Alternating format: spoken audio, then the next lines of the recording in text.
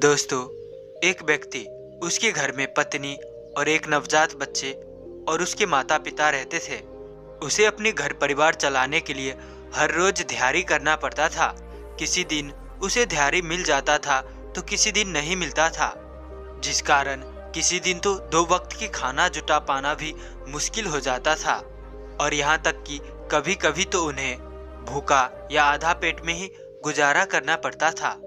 एक बार वह व्यक्ति दिहाड़ी करके जंगल के रास्ते जब घर लौट रहा था, उसने देखा कि एक व्यक्ति लोगों के गहने, स्वर्ण आभूषण लोगों से छीनकर लूट रहा है।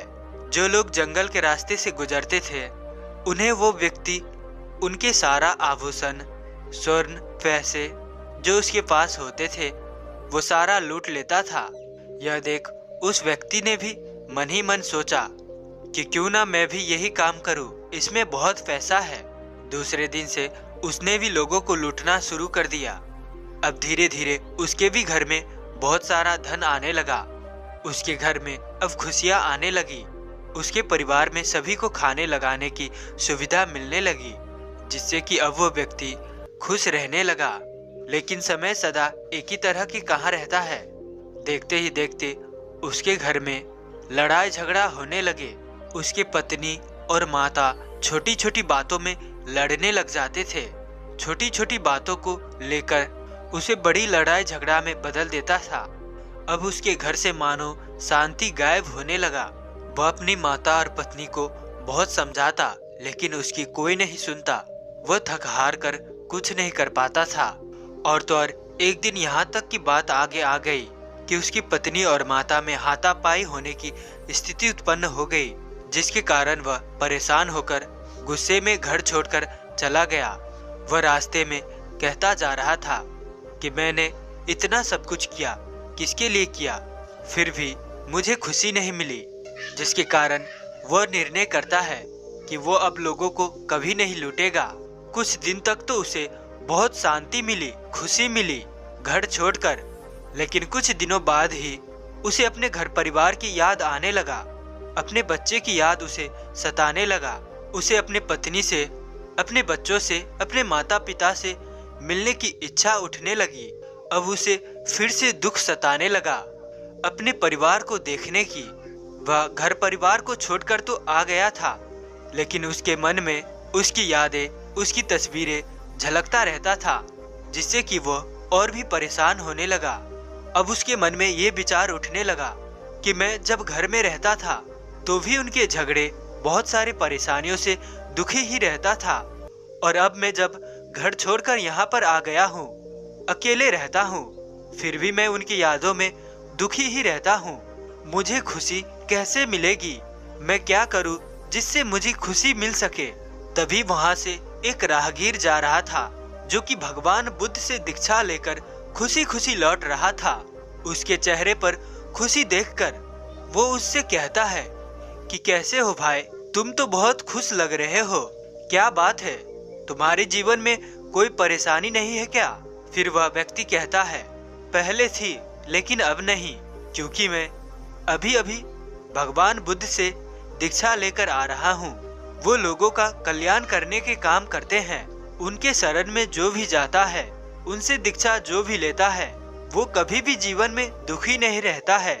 इतना कहकर वह व्यक्ति अपने रास्ते चलने लगे। फिर उसे भी अब तीव्र इच्छा जागृत होने लगा कि मैं भी यहाँ से घर तभी जाऊंगा जब मैं वास्तविक सुख को प्राप्ति कर लूंगा, वरना मैं अपने घर को प्रवेश नहीं करूंगा। और वह उस नगर को छोड़कर, जिस नगर में भगवान बुद्ध दीक्षा दे रहे थे, उस नगर निकल जाता है। बहुत दिन चलने के बाद आखिर में वह व्यक्ति भगवान बुद्ध के पास पहुंचता है और भगवान बुद्ध को दंडवत प्रणाम करते हुए कहता है कि हे बुद्ध, मैं बहुत दुखी हूँ, आप मुझे अपने शरणों में ले लीजिए। मैं आपके शरणों में आना चाहता हूँ। क्या आप मुझे बता सकते हैं कि मुझे खुशी कहाँ मिलेगा? मेरे मन को प्रसन्नता कहाँ प्राप्त हो सकती है? कृपया आप मुझे बताने का कष्ट करें। फिर भगवान बुद्ध मुस्कुराते हैं और कहते हैं कि बेटा, उससे पहले तुम्हें मेरा एक काम करना होगा, फिर वो व्यक्ति कहता है, कौन सा काम करना होगा बताइए भगवान, मैं सभी काम करने के लिए तैयार हूँ। फिर भगवान बुद्ध कहते हैं कि बेटा, मेरे सोने की अंगूठी खो गया है, उसे तुम ढूंढ कर दो, फिर मैं तुम्हें खुशी कहाँ मिलेगी पक्का बताऊंगा। फिर वो व्यक्ति कहता है कि मुझे बताइए भगवान, आपने उस सोने की अंगूठी को आखिरी बार कहाँ देखा था। फिर भगवान बुद्ध कहते हैं कि बेटा, मैं उस सोने की अंगूठी को आखिरी बार उस वृक्ष के नीचे जब मैं बैठा हुआ था, ध्यान कर रहा था, तभी देखा था, और वहां से ना जाने कहाँ खो गया, मुझे मिल ही नहीं रहा है। फिर भगवान बुद्ध कहते हैं, लेकिन बेटा, तुम्हें उस वृक्ष के नीचे नहीं ढूंढना है, बस उस वृक्ष के नीचे छोड़कर तुम इस दुनिया में कहीं भी ढूंढ सकते हो, और तुम्हें ऐसा ही करना है, मुझे वो सोने की अंगूठी ढूंढ के देना है। फिर वो व्यक्ति लग जाता है ढूंढने में। वो आसपास बहुत जगह ढूंढता है, दूर दूर तक ढूंढता है, सारा दिन बीत जाता है, लेकिन उसे वो सोने की अंगूठी कहीं नहीं मिलता है।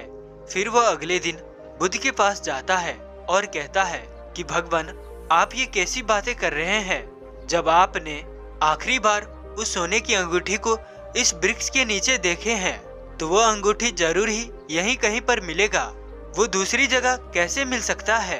फिर बुद्ध कहते हैं कि जाओ, अब तुम वहां भी ढूंढ सकते हो। फिर वो व्यक्ति दौड़ा दौड़ा जाता है उस वृक्ष के आसपास, उस वृक्ष के नीचे अंगूठी ढूंढने लगता है।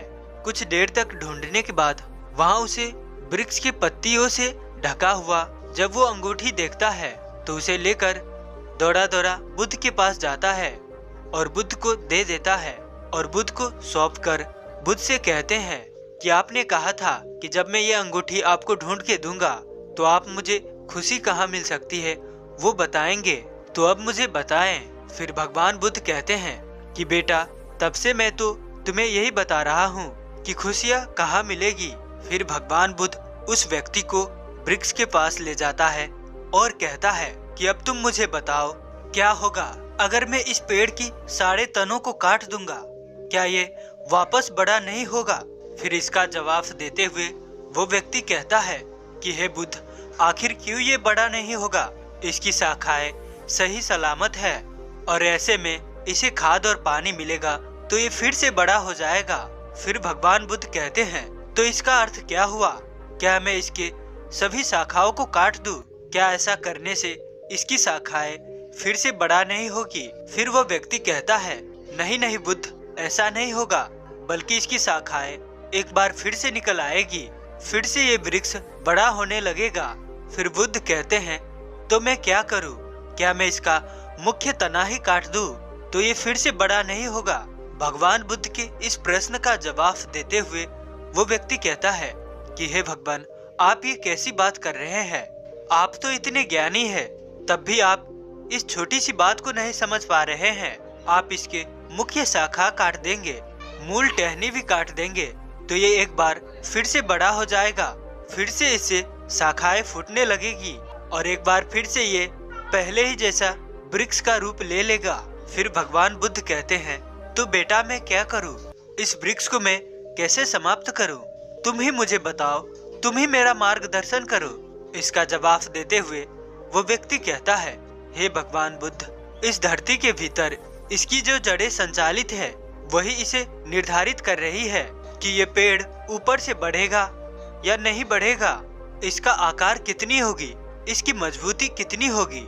जब तक इसके भीतर के जड़ को नष्ट नहीं किया जाएगा तब तक इसको जितनी बार काटा जाए इसकी टहनियाँ पत्ती निकलती ही रहेगी। तब भगवान बुद्ध मुस्कुराते हुए कहते हैं कि बेटा, ये बात तो तुमने बिल्कुल सही कही है। जिस प्रकार उस पेड़ की जड़ें इस धरती के भीतर है, उसी प्रकार मनुष्य की जड़ें भी उसके भीतर होते हैं। यदि बाहर उसके कोई भावना नहीं दिखाई दे रहे हैं तो इसका अर्थ है कि उसके भीतर कोई कमी है। जिस प्रकार तुम खुशियाँ बाहर ढूंढ रहे हो और वो तुम्हें नहीं मिल रही है, और मिलेगी भी तुम्हें कैसे, क्योंकि वह तुम्हारे भीतर है, बाहर तो है ही नहीं। जब तक तुम अंदर से खुश नहीं रहोगे, संतुष्ट नहीं रहोगे, तब तक तुम्हें बाहर की किसी भी चीजों में खुशियाँ नहीं मिलेगी। भगवान बुद्ध की इतना बात सुनकर वो व्यक्ति कहता है कि हे भगवान, आप सच कह रहे हैं। बाहर की चीजें इंसान से खुशियाँ छीन लेती है। तो ऐसे में हम क्या करें? इस पर भगवान बुद्ध जवाब देते हुए कहते हैं, बेटा, ये सब तुम्हारा भ्रम है।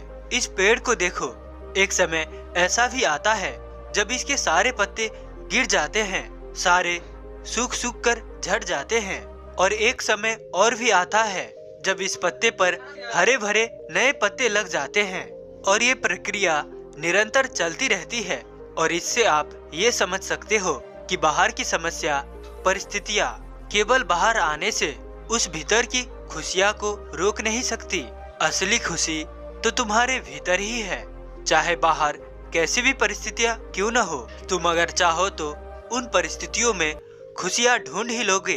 इस पर वह व्यक्ति भगवान बुद्ध से कहता है कि हे बुद्ध, आप जो कह रहे हैं वो बिल्कुल सच है, लेकिन मैं अपने अंतर आत्मा में खुशी कैसे ढूंढ सकता हूँ? मुझे अंतर आत्मा में उतरना आता ही नहीं है। फिर भगवान बुद्ध उसे जवाब देते हुए कहते हैं कि जब तुम किसी व्यक्ति को लड़ते झगड़ते हुए देखते हो तो तुम्हें कैसा लगता है? वह कहता है कि हे बुद्ध, मुझे बहुत बुरा लगता है। मेरा मन करता है कि मैं सबको छोड़कर वहाँ से चला जाऊँ। फिर बुद्ध कहते हैं, तो बताओ, जब तुम किसी को प्रेम भरी बातें करते हुए देखते हो तब तुम्हें कैसा लगता है? फिर वह व्यक्ति कहता है, मुझे ऐसा लगता है कि मानो स्वर्ग यहीं पर है। फिर भगवान बुद्ध कहते हैं कि बेटा, यही तो अंतर है जो तुम्हारे अंतर मन में बदलाव ला रहा है। जब ऐसी दो परिस्थिति आए तो तुम्हें दोनों परिस्थितियों में अपने आप को उससे अलग होकर ऊपर उठकर देखना है, ध्यान करना है। न किसी चीज में ज्यादा दुखी होना है, न किसी चीज में ज्यादा खुशी होना है, क्योंकि जब हम अपने मन को संतुलन की स्थिति में रखते हैं तभी हम ठीक से कार्य कर पाते हैं। और यही है खुश रहने का मूल मंत्र, क्योंकि खुशी का कोई परिभाषा नहीं है। ज्यादा खुश होना भी सही नहीं है और ज्यादा दुखी होना भी। बाहर की चीजों को छोड़ दो। बाहर की चीजों से यदि तुम्हें सहायता लेनी है तो ऐसी संगत करो जो तुम्हें ध्यान में, अंतर मन में प्रवेश कराने में सहायता करे। इतना कहकर भगवान बुद्ध शांत हो गए और वो व्यक्ति भगवान बुद्ध के हर एक बात को अनुसरण करने लग गया। देखते ही देखते कुछ ही दिनों में उनके मन शांत होने लगा। वो अब चारों तरफ खुशियाँ ही खुशियाँ महसूस करने लगा और अब वो अपनी खुशी को घर ले जाना चाहता था। इसलिए उसने भगवान बुद्ध से आज्ञा ली और घर की ओर एक लंबी यात्रा पर निकल पड़ा। उसे रास्ते में ना कोई चिंता थी, ना कोई परेशानी थी। हर पल वो मस्त था, खुश था और वो अपने घर को भी खुशहाल बना देना चाहता था। उसे पूर्ण विश्वास था कि वो अपने घर में भी खुशियाँ बांटने जा रहा है। उसे अपने बेटे की छोटे छोटे कदमों की चलते हुए याद आ रहे थे। वो सोच रहा था कि घर जाकर उसे गले लगा लूंगा। वह मस्त होकर आगे बढ़ रहा था कि जैसे ही वो नगर की सीमा में प्रवेश करता है तभी उसे एक व्यक्ति पहचान लेता है कि ये वही है, लुटेरा है जिसने मेरे सारे गहने और पैसे लूट लिए थे। वह उसे पकड़कर राजा के पास ले जाता है। राजा के पूछने पर वो हंसते हंसते अपने सारे अपराध स्वीकार कर लेता है। गुनाह स्वीकार करने के बाद राजा तुरंत उसे फांसी की सजा सुना देते हैं। जब उसे फांसी लगने ही वाला था तब उसे राजा के द्वारा पूछा जाता है कि बताओ, तुम्हारी अंतिम क्या इच्छा है? फिर वो कहता है कि मैं आखिरी बार अपने बेटे को गले लगाना चाहता हूँ। और राजा के सिपाहियों द्वारा उसके घर में सूचित किया जाता है। फिर उसके परिवार वाले आते हैं। सभी उसे देखकर रोने लगते हैं। वह अपने बेटे की छोटे छोटे पैर से चलते हुए आते देख खुशी से रोने लगता है और उससे कहता है कि बेटा, मेरे जाने के बाद घर की खुशियों को तुम ही बढ़ाओगे, तुम ही घर के सहारा हो। जीवन बहुत छोटी है और चारों तरफ बहुत खुशियाँ ही खुशियाँ है। खुश रहना और कभी किसी को दुखी मत करना। और वो अपने बेटे को गले लगा लेता है। फिर उसके बेटा कहता है कि पिताजी, आप इतने दिनों तक कहाँ चले गए थे? फिर वह कहता है कि बेटा, मैं जिस चीज का खोज में गया था वो मुझे प्राप्त हो चुका है। अब मैं बिल्कुल खुश हूँ। मेरे सामने कोई भी परिस्थितियाँ हो उसकी सामना करते हुए हंसते हंसते आगे बढ़ने में विश्वास रखता हूँ। उस व्यक्ति की मुख से यह बातें सुनकर राजा को उसके चेहरे पर साफ साफ झलक रहा था कि यह व्यक्ति अवश्य भगवान बुद्ध से दीक्षा लेकर आया है। ये अब बिल्कुल सुधर चुका है, दोबारा ये कभी भी इस प्रकार की गलती नहीं करेगा, अपराध नहीं करेगा। और जो भी ये अपराध करके धन कमाया था, जितने भी इसका संपत्ति था, इसके जाने के बाद वो सब खत्म हो चुके हैं। अब ये फिर से सामान्य हो चुका है, फिर से इसके घर में कुछ भी नहीं है और ये बिल्कुल सुधर चुका है, भगवान बुद्ध के शिष्य बन चुका है। और उस राजा का ये मानना था कि जो भगवान बुद्ध से दीक्षा लेकर आए उसे सजाएं नहीं दी जा सकती है, और वो उस व्यक्ति को छोड़ देता है, उसे फांसी नहीं देता है। फिर वो व्यक्ति जो अपनी मेहनत से, मजदूरी से जो 2 पैसे कमाता, उसी में खुशी पूर्वक पूरा परिवार अपनी जीवन व्यतीत करने लगा था। इस प्रकार वो पूर्ण रूप से संतुष्ट और खुशहाल हो चुका था। तो दोस्तों, कैसी लगी ये कहानी? अगर कहानी पसंद आई हो तो वीडियो को लाइक, और अगर चैनल पर नए हैं तो चैनल को सब्सक्राइब कर देना, और साथ ही साथ अपने दोस्तों में शेयर करना ना भूलें। तो मिलते हैं ऐसी किसी और नई कहानी में, तब तक के लिए अपना ख्याल रखें। धन्यवाद।